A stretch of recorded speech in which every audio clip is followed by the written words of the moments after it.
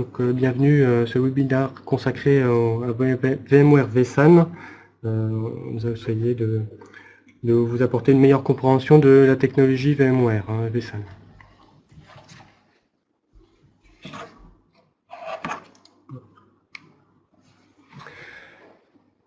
Nous sommes deux à vous proposer cette présentation. Donc, Amaury Jubot, spécialiste avant-vente vSAN de chez VMware, et moi-même, avant-vente sur les produits VMware du groupe Easy. Et je vous propose de découvrir le groupe Easy en vidéo.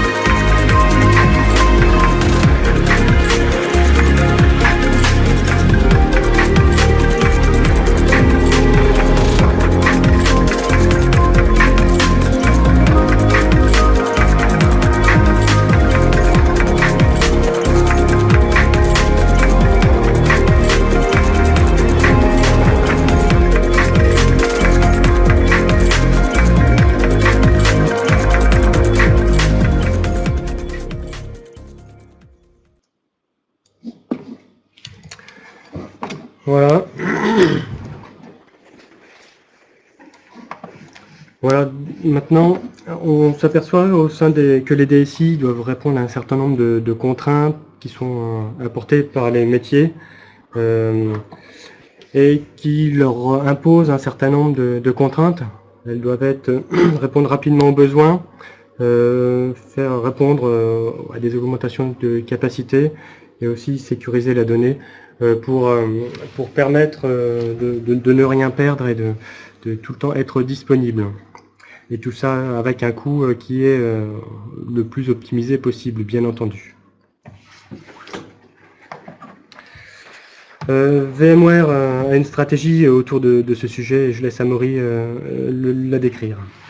Bonjour à tous. Effectivement, VMware s'inscrit un peu dans ces 5 piliers du slide précédent, avec un certain nombre de problématiques autour de l'agilité, de la capacité à augmenter, à évoluer d'une infrastructure, tout en respectant un certain nombre de contraintes en termes de coûts et en termes d'optimisation.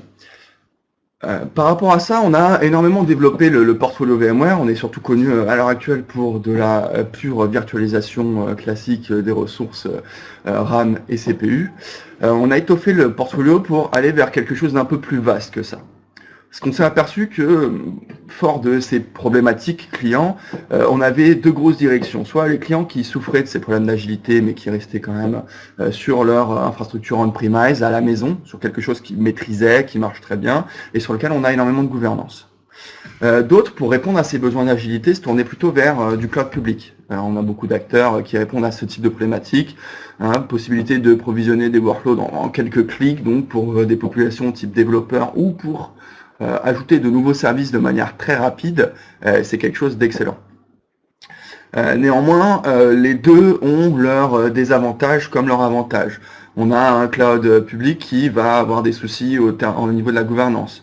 Je suis mal optimisé en termes de coûts puisque une fois que mon workload y est, finalement je peux rapidement déraper sur ces coûts.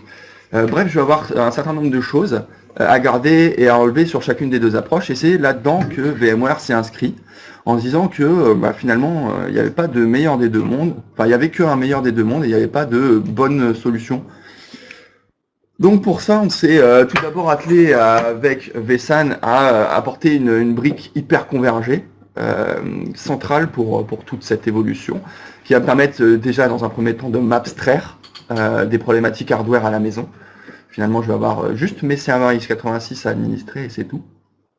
Puis cette brique, on l'a étendue à différents acteurs du cloud, en rajoutant également des briques de virtualisation du réseau, ce qui fait que maintenant on est capable d'apporter une problématique complètement hybride cloud, en ayant des serveurs par exemple dans les data centers d'Amazon ou d'Azure, qui portent les briques VMware, qui me permettent de m'abstraire complètement finalement du hardware que je peux avoir en dessous. Le but, c'est de se dire que ma VM qui est à l'heure actuelle chez moi, je peux faire un vMotion et la déplacer dans le cloud à chaud. C'est un peu l'idée. Donc bien sûr, ça c'est finalement c'est le bout du tunnel. La première étape, ça reste finalement à la maison de rendre mon infrastructure prête à cette évolution via de l'hyperconvergence, via vSAN. Je vais redonner la parole à Frédéric. Et on va voir que le chemin est assez court pour arriver à cette intégration de vSAN dans nos infrastructures, puisque beaucoup d'infrastructures disposent déjà d'une infrastructure vSphere avec des ESX et une virtualisation de traitement. Et là, on peut ajouter assez facilement la virtualisation du stockage vSAN, puisque vSAN est intégré dans le code de ESX. Et donc c'est une activation et un paramétrage qui en découle. Et le risque est assez limité puisqu'on travaille sur une infrastructure existante, sur du matériel connu, sur un système d'exploitation ESX qui est connu. On active juste la fonctionnalité vSAN, il faut bien la paramétrer derrière. Et ensuite le management, la supervision se fait avec les mêmes outils que vSphere, avec le vSphere client. Donc, encore une fois, c'est un environnement qui est connu et maîtrisé par la majorité d'entre nous et qui se voit adosser des fonctionnalités de supervision vSAN qu'il faut découvrir et intégrer. Mais voilà, c'est un environnement assez peu risqué au niveau production. Et au niveau de la couche supérieure aussi, le risque est assez limité puisqu'on est sur des solutions SDDC qui s'appuient sur des fondations type vSphere et stockage qui est déjà décorrélé par la partie hyperviseur. Donc on est agnostique par rapport au matériel. À savoir aussi, le vSAN existe depuis 2012, donc c'est désormais une solution qui est éprouvée. On a vu différentes versions qui se sont améliorées avec une correction d'un certain nombre de problématiques au fur et à mesure du temps. L'architecture de vSAN se compose d'un ensemble de serveurs ESX en cluster, donc le cluster que l'on connaît habituellement. On active la fonctionnalité vSAN et on bénéficie de toutes les fonctionnalités type production de base, achat, faute tolérance, DRS, et on ajoute vSAN. Et vSAN, on pourra en bénéficier en ajoutant des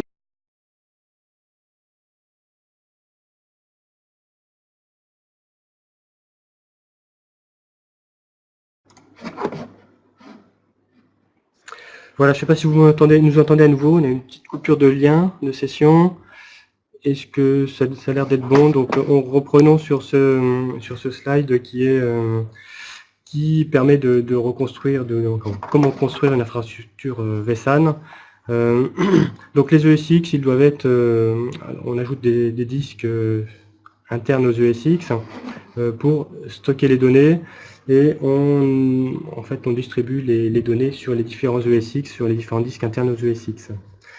Et petite différence avec le stockage, les baies de stockage, c'est que là, le data store sera unique et on aura une façon différente de le consommer par les storage policy qui piloteront le niveau de sécurité associé. Et l'avantage, c'est que les VM seront exécutées au plus près des données dans l'infrastructure vSAN.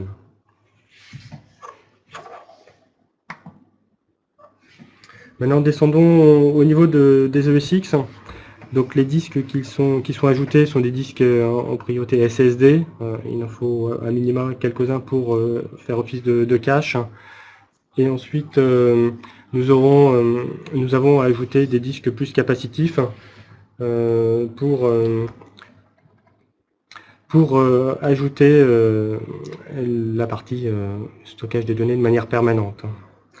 Donc, on commence par une configuration en groupe disque, donc des groupes disques qui sont composés d'un disque SSD et ensuite de disques capacitifs qui sont soit mécaniques, soit SSD. Et on peut avoir dans chaque ESX 5 disques groupes. Donc vous faites le calcul, 35 disques en fonction des capacités disques du moment. On voit si on peut avoir une capacité de stockage qui est assez importante.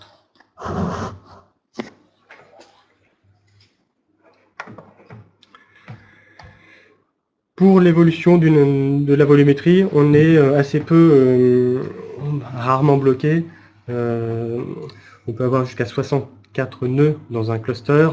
Et donc, dans un premier temps, on peut aussi ajouter de la volumétrie en ajoutant des groupes disques, donc à concurrence de 5. Et le deuxième vecteur d'ajout de volumétrie, c'est de rajouter des serveurs. Donc là, on ajoute la volumétrie dans le serveur et on ajoute un serveur dans le cluster qui augmente la capacité du vSAN, et vSAN se reconfigure automatiquement, redistribue les données dès qu'on insère un nouvel ESX. On essaie d'ajouter un nouvel ESX de même configuration que les précédents, et ça à concurrence de 64 nœuds. Avantage de vSAN, c'est que la configuration, le licensing est au CPU, et contrairement à certaines baies de stockage, on n'a pas besoin de racheter de nouvelles licences si on augmente la capacité de l'infrastructure vSAN.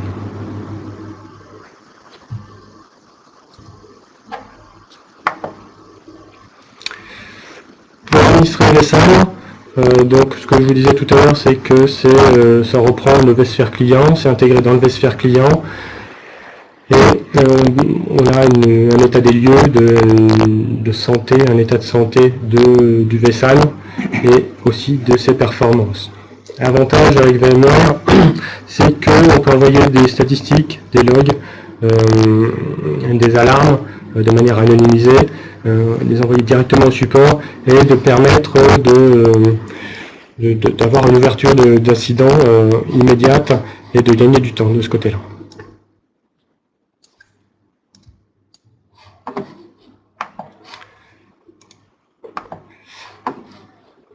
Voilà un petit aperçu de l'interface d'administration vSAN, donc l'état de santé de ce vSAN.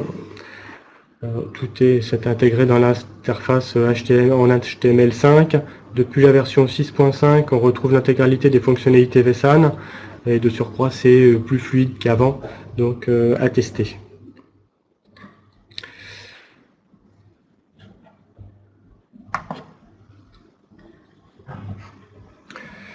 Son administration, du moins sa mise à jour, la mise à jour de l'infrastructure est aussi facilitée par Vum. Vum qui permet déjà de mettre à jour une infrastructure vSphere.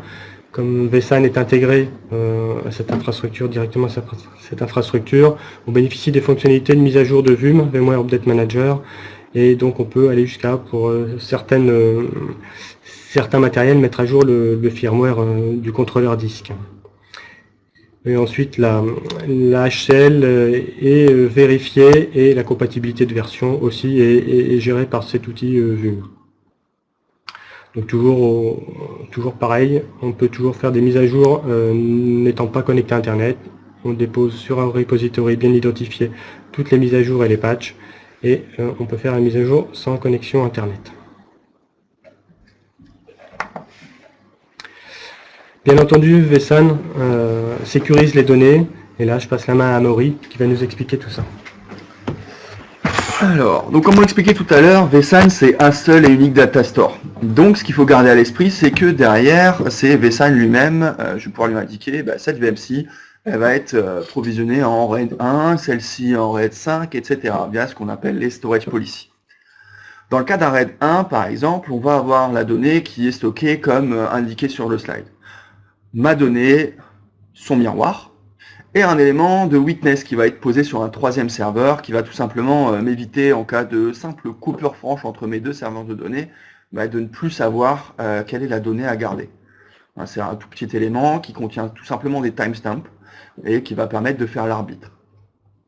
Sachant que pour qu'une VM puisse encore accéder à son stockage, il faut que du coup il y ait 50%, plus de 50% des éléments qui soient disponibles. Donc ma donnée plus son witness, ma donnée plus sa copie, ou la copie plus le witness. Donc dans le cas par défaut, dans lequel est configuré vSAN, je vais avoir la possibilité de perdre un serveur. Sur du RAID 1, je vais pouvoir monter jusqu'à une tolérance à la panne de 3 serveurs, ce qui a bien sûr un coût entre guillemets en termes de nombre de nœuds dans le cluster. Il va falloir que j'augmente un peu.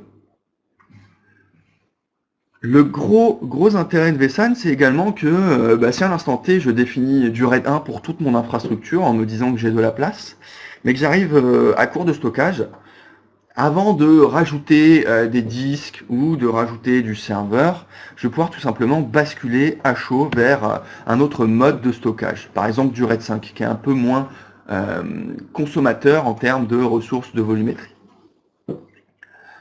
Ça demandera juste que j'ai le nombre suffisant pour faire, par exemple, pour appliquer un RAID 5, et surtout que j'ai un petit peu de volumétrie supplémentaire tout de même pour pouvoir avoir à un instant T la donnée à la fois protégée en RAID 1 et à la fois protégée en RAID 5. Je peux également aller un peu plus loin et indiquer à vSAN que tel hôte, tel triplet, tel binôme d'hôtes sont dans un même cluster, dans un même rack. Bien sûr, il faut que je puisse créer à minima, puisqu'on a suivi tout à l'heure le RAID 1, à minima 3 grands groupes pour que je puisse avoir ma donnée, sa copie et le witness. Mais derrière, je vais pouvoir indiquer finalement que ces serveurs sont dans les mêmes racks pour, par exemple, tolérer la panne d'un top-of rack ou la perte d'alimentation d'un rack, ce qui peut être assez intéressant. Autre chose que sous-entend ce slide, j'ai une VM de 700 Go.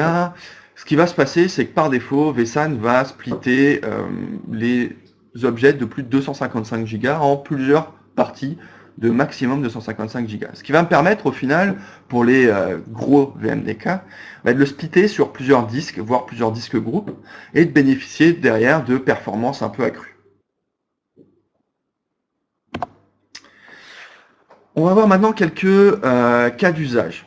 Comment aller encore plus loin dans la protection des données avec vSAN. On peut faire énormément de choses.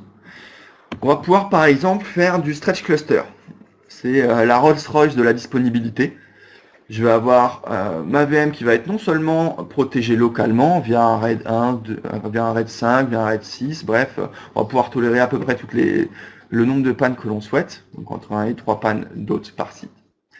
Et derrière, je vais encore plus pouvoir mettre un mirroring, une écriture en Y sur 2 sites différents pour bénéficier d'une résilience intersite. Ça nécessite un troisième site de witness qui va tout simplement héberger une petite VM qui sera tout simplement un arbitre. De la même manière que pour un RAID 1, on a besoin des timestamps pour les scénarios tout simples de coupure franche. On est exactement dans le même type de scénario dans un stretch cluster. Derrière, l'intérêt, c'est que mes VM, encore une fois, je vais les discriminer par des storage policy, donc j'ai pas besoin de stretcher l'intégralité de mon data store. Je peux dire à une VM de fonctionner d'un côté ou de l'autre, ou je peux demander à ce qu'elle soit stockée en Y, je peux demander à ce qu'elle soit stockée en Y, mais sans tolérance à la panne locale, bref, je peux à peu près tout faire. Ce qui fait que je vais pouvoir mélanger dans un même cluster stretché à la fois des workloads peu importants que je vais laisser localement et à la fois des workloads que j'ai besoin de stretcher.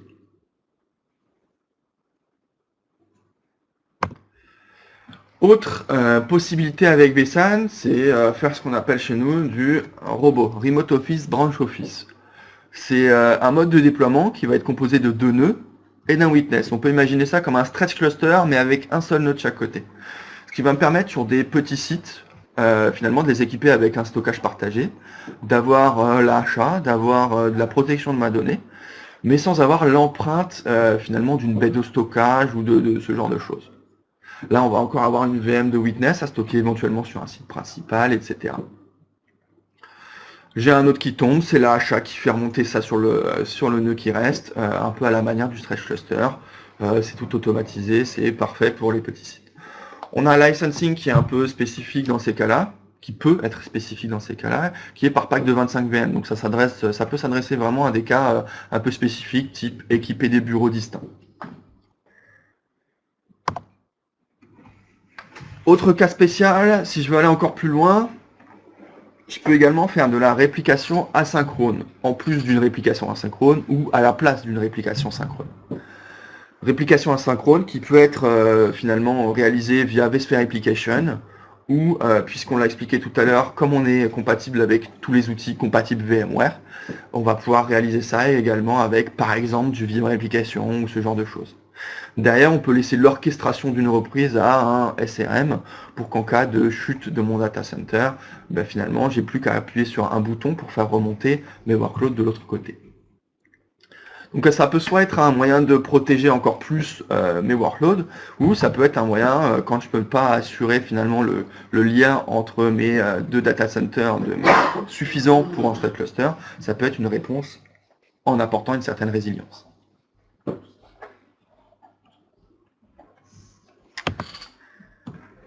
Les modes de consommation de vSAN, ils sont de trois types si je parle de matériel. La première possibilité, c'est le vIsrael. C'est l'offre type Appliance qu'on fait en partenariat avec Dell EMC. L'intérêt de cette offre, c'est que j'ai le support unique de Dell EMC, qui va assurer le support de bout en bout sur la technologie. J'ai également les mises à jour qui sont tamponnées, validées et mises de manière automatique par les outils Dell EMC. Donc j'ai quelque chose de complètement intégré, automatisé et qui est finalement dont la cohérence est assurée par le constructeur en lui-même. Donc finalement je n'ai aucun risque de firmware qui ne serait pas compatible ou ce genre de choses qu'on pourrait imaginer sur des offres un petit peu moins vérifiées. Si je descends d'un cran dans l'offre, dans le côté packagé de l'offre, j'ai ce qu'on appelle les ready nodes. Ce sont des serveurs qui sont tamponnés et par VMware et par le constructeur. On a 15 constructeurs qui sont partenaires VMware sur ce plan-là, pour assurer finalement la complète compatibilité et le support des mises à jour sur la technologie vSAN avec le matériel. Donc on a un certain nombre de profils de serveurs qui ont été définis en partenariat avec ces constructeurs qui répondent à ces problématiques. Mais si j'ai vraiment un besoin très spécifique et que finalement ces offres un peu trop packagées et un peu trop prédéfinies ne savent pas répondre à mes besoins, je peux également aller vers du build your own et construire moi-même en vérifiant la liste de compatibilité, finalement construire mon serveur moi-même en mettant la carte contrôleur que je veux, le serveur que je veux, le processeur que je veux, etc. etc. Ce qu'on conseille généralement, c'est par exemple dans un cas de besoin spécifique, de partir d'un ready node et éventuellement de faire quelques modifications minimes en regard de la compatibility list. Enfin, la dernière mode de consommation de vSAN, ça reste le cloud public, puisque on a fait beaucoup de partenariats et on est capable de retrouver du vSAN dans les data centers d'Amazon, dans les data centers d'IBM, d'Azure, etc., etc., de Google. On a également énormément de partenaires qui savent apporter ce type d'offre. Donc on est capable de consommer du vSAN as a service dans le cloud public.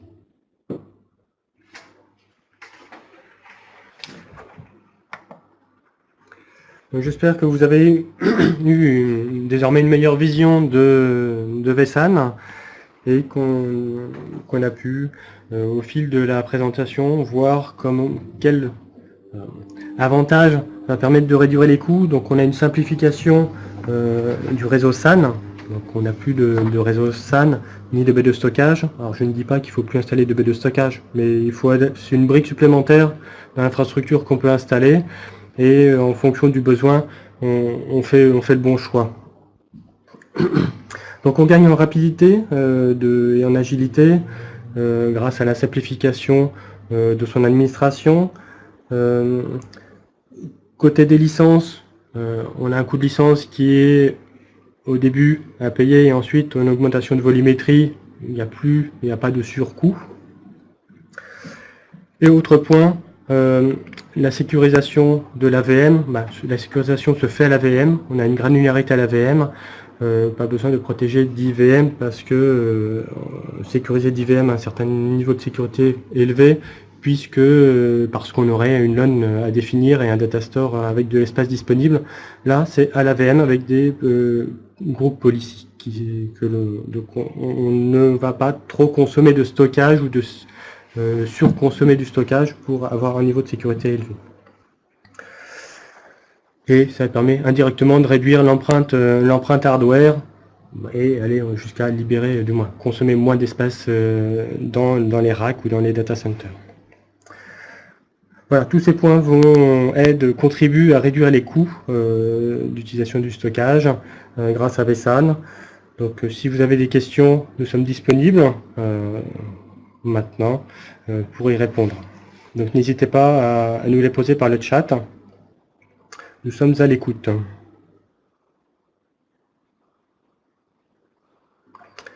Le plus difficile, c'est de poser la première question. C'est connu.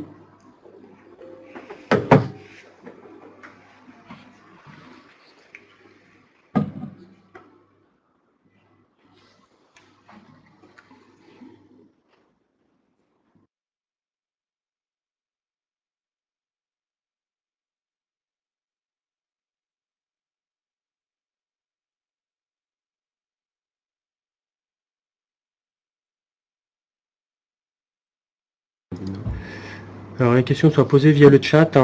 Vous ne pouvez pas interagir avec votre micro. Et nous... Vous pouvez contacter via adresse mail et compagnie.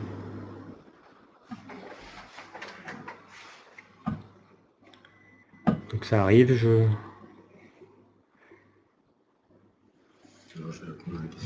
Donc vous avez malheureusement pas la possibilité de nous répondre par micro. Cependant, vous pouvez nous contacter par mail. Vous avez nos coordonnées dans la présentation qui est téléchargeable. Voilà.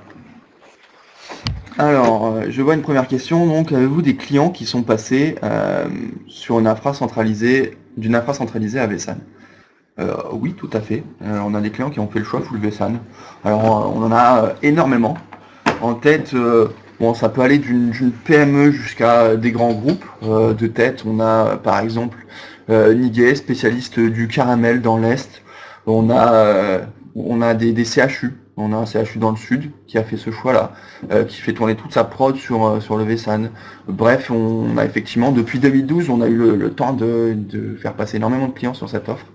Donc c'est quelque chose qui est plutôt éprouvé sur de la prod, sur du test dev, sur bref tous les cas d'utilisation qu'on pourrait imaginer. Certains font le choix aussi d'intégrer, de créer un cluster vSAN pour exécuter leur base de données Oracle, étant donné que le licensing Oracle du moins offre un certain nombre de contraintes, donc entre autres d'isolation. Donc vSAN peut être une alternative intéressante pour installer et exécuter des bases de données Oracle. D'autres questions ?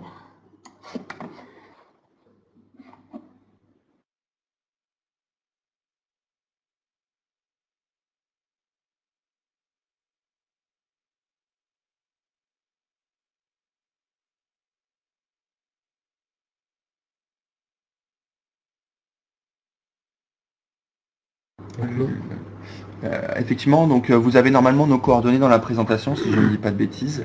Donc effectivement, n'hésitez surtout pas à nous solliciter en direct, moi ou Frédéric, si vous avez besoin de plus d'informations ou d'un accompagnement autour de cette technologie.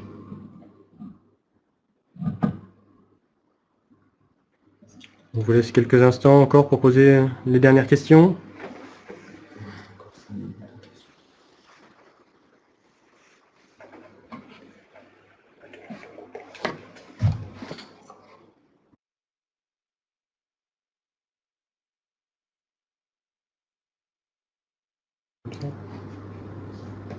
On a encore 5 minutes de slot questions, donc n'hésitez surtout pas à envoyer les questions. Le créneau est prévu pour, on n'attend que ça.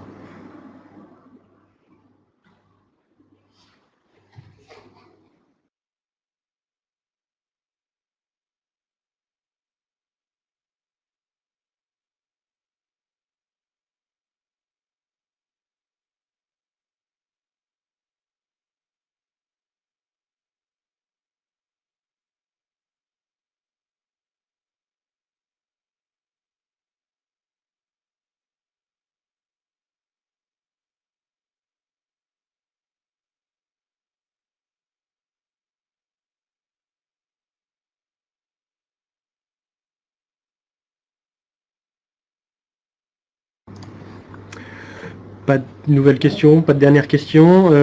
Donc on vous remercie pour votre présence et votre écoute. Nous sommes disponibles, vous avez nos coordonnées au début de la présentation, nous sommes disponibles pour des questions ou du conseil ou un accompagnement sur la technologie VSAN. Donc n'hésitez surtout pas. Merci à tous et bonne journée. Au revoir.